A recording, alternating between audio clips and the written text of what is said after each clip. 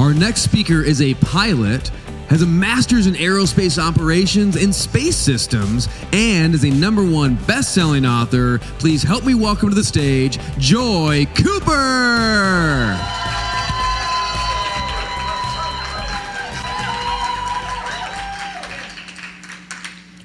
I am 1,500 feet above the ground, holding my door closed as we toss through the air in the smoky abyss as the pilot is trying to pull our plane out of, we don't know what. We got caught in something, and it's tossing around like a bowl of salad. My door, I can hold it closed, right? We're 20 minutes from Anchorage. We should be good. No, we're not good. We are in a mountain pass that's filled with smoke. You can't see your hand in front of your face if your hand was outside the windshield. We're in a mountain pass that's 5,000 feet high mountains. We're at maybe 2,000 feet. So what does that mean? Disaster. We can't see a thing. The sirens are going off. Terrain, pull up, pull up. I swear they put the most annoying voice on that thing. But it keeps calling out again, terrain, pull up, pull up. The pilot's trying everything he can, and finally he has to pull up because there's a mountain right there. We pull straight up, way up in the air. The plane stalls. I don't know if you've ever felt a stall before, but it's this floating feeling of absolutely no certainty at all. I wake up. It must have been just a few minutes. The instruments are still winding down, just little. And I try to assess what happened. All I can see is dirt, broken glass, twisted metal, and this ringing in my ears. I look around to assess what I can do. As I turn around, I notice my best friend in the back seat is dead. Her aunt, I assume, behind me, was also dead. My shoulder straps that they didn't have were just swinging eerily. Clink, clink, clink. I don't know what happened. The pilot is alive, but unfortunately, he is in a bad amount of shape. Broke his neck, his head is stuck in the door. I try to say, okay, if anybody's gonna get help, if anybody's gonna get us out of here, still in the back of my mind, hoping beyond hope that my friend and her aunt were maybe just still passed out. That wasn't the case. I tried to reach out the door to push it open, and as I raised my arm, oh, well, there's my first injury. I knew there was gonna be one, so found it. My arm was completely severed. The only thing that was keeping it attached to my body was this tiny little patch of skin. But did you know that you can control your hands by just looking at them? There were still muscles attached, but I just slowly looked at it as I willed the nerves to climb up the buttons of the dashboard like a rock climber, around the windshield, over around the frame, as I pulled myself up with everything I possibly had to try to get out that door, to try to get down the mountain and get help. It didn't work. All it did was provide a couple seconds of agonizing pain as I sat up and slowly slid back down towards the pilot. I tried that 4 times. It didn't work. All I could hear, the only consolation prize in all of this tragedy, was a quiet little beep, beep. It's the emergency locator transmitter. Now, as a pilot, I know that means that's sending a message to air traffic control, someone who I hoped was listening. Someone who would get help fast out here in the middle of nowhere, through the smoke, through the trees, to be able to come and get to us before something worse happened to me, before the pilot passed away. But I knew I would need to rest. If I was gonna be ready to go when they showed up, I was gonna need 150% of everything I had before they arrived.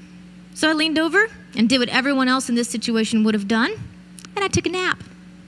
You guys would have done that, right? No, you wouldn't have.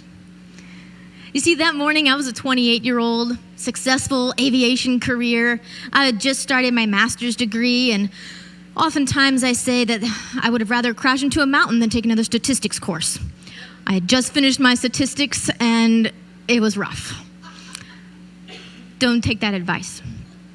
We had just finished a beautiful day. We're with my best friend and her aunt and uncle. We're on a mountain in the middle of nowhere. It's a glacier lake. We went hiking, we went boating, we went four-wheeling. Right before we took off, beautiful clear weather, absolutely no threat of danger. Take off, fly over a pod of orcas, enjoying the beautiful day. But as we came up, heading back towards Anchorage, is when we hit the smoke.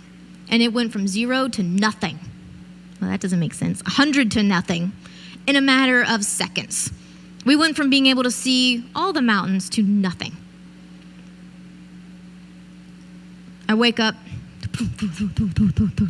sound of helicopter coming in. And I think, all right, here we go, guys. It's game time. Wake up. I plaster myself against the seat as far away from the pilot as I possibly can. And I hear people walking through the leaves, and I holler out, "Help! There's still people alive!" It woke the pilot up a little bit. And as the steps kept coming closer to us, here around my corner, I see the first pararescueman. And he comes up and he goes, "Hello, ma'am. We're from the National Guard. We're going to get you out of here." I said, "All right, I'm down. Let's go." Here's my rundown. I'm in aviation, right? We go with checklists. We go with turnovers. So I thought, it's time for a turnover. I'm ready to check out. My name is Joy. The two in the back are dead. The pilot's seriously injured. I've got a broken arm, maybe a broken wrist. That's where we're at. It's all yours. What I didn't know is I was in way, way worse condition. In their words, I was circling the drain, about to head out of this world. If it wasn't for their expertise, I would be gone. I woke up in the hospital about 5 days later. I realized I broke way more and was in much worse condition than I thought. Both ankles were broken. My femur was cracked in 2 places completely. My spine was broken. My rib was broken, which punctured a lung. And of course, both of my arms were broken. The best part, the moneymaker made it. Not a scratch. The worst part of that was that I was paralyzed from the waist down. I was told I was never going to walk again. I would never do the things that I loved again. I would probably be afraid of flying again, right? Because who wouldn't? I told them, that is the stupidest thing I've ever heard. Get out of my room. I would have added that second part if I wasn't high on drugs and sound asleep. But I told them, I am going to dance again. You guys don't understand. This is my passion. I'm going to walk. I'm going to dance. My spinal cord's not cut. Why are you limiting me? It's just torn. It's going to take time, but it'll go. It'll work. 6 weeks later, I finally started to move my right toe. The tiniest little bit, but that was to me the, you're going to make it. You're going to do it. I am so glad I get to share my story with you guys today. The talk title is No Challenge Too Difficult, Leadership Lessons from a Lone Survivor. Leadership is what prepared me for my career in aviation as a manager and also as a survivor, the lone survivor of a plane crash. Leadership comes in 3 phases, 3 primary principles that I like to get started with at least. The first one is start from within. Start with you. If you can't lead yourself, then how are you going to lead others? How are others want to follow you if you can't lead yourself? Number 2, know your team. Know who you are leading. That may be someone above you, and it may be someone theoretically below you. Know your team. The third one is understand your goals. Why do you do what you do? Why do you make these goals, these metrics, these statistics that you want to meet? What's the purpose? I want to tell you a quick story just to wrap all of that up. I know it was really quick, but this story should hopefully put a nice little bow on it. I'm in the hospital, been in there for 2.5 months. A new surgeon comes up and he's going, "You're never going to walk. Why don't you just give in and let me do this surgery? It's going to fix your ankle. You don't have to worry about it anymore. The bones aren't growing anyway. Just fix the ankle and we'll be done." And I said, "You don't understand. I am going to dance again. I just bought a new pair of heels. I can't have a fixed ankle." He didn't care about that. But he didn't understand my goal. He didn't understand me, who I was. So he comes in one morning, goes, "Hey, how's it going?" "Oh, good. How's your morning going?" "Oh, good, mid-surgeries." "Oh, yeah. So how's the rehab?" It's like, "Oh, it's good. Guess what I learned last night?" And he goes, "Oh, what?" I was like, "I can kick my leg." And I just moved it like ever so slightly. And he goes, "Oh, okay. Let me see, do that again. It's like, okay, kick it up one more time. And he goes, okay. And because, of course he can't lose, right? He's a surgeon. He goes, now kick it. And I crank up and just kick the tar out of it. He understood that from within, I was the leader. I understood him, that he needed time. And then they all understood my goal of dancing again. 1 year after the accident, I walked into work. 2 years after, I went dancing again. Guys, you can realize your dream no matter what the challenge is. No challenge is too difficult if you're able to lead one from within and understand your team. Thank you so much for the opportunity to be able to talk to you guys. It's been amazing. Thank you.